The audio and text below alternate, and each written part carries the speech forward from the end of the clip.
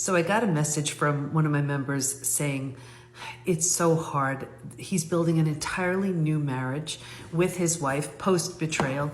Both of them are doing incredibly well. And he said, you know, we just took our first trip post-betrayal.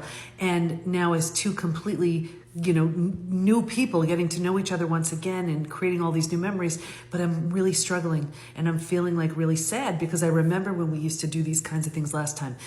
Give yourself some space, give yourself some grace, give yourself a break. This is really, really hard. Yes, you're creating new memories, and yes, you're building something entirely new. But you've been blindsided, you've been hurt, you've been shocked. So it takes some time. Be consistent with treating yourself with the love and the respect and giving yourself credit for how far you've come.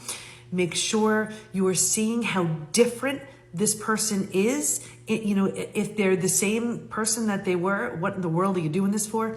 If they're completely different and learning how to be open and honest and authentic and trustworthy and all of these things, it's going to take some time, but stay with it. But take a look at how far you've come.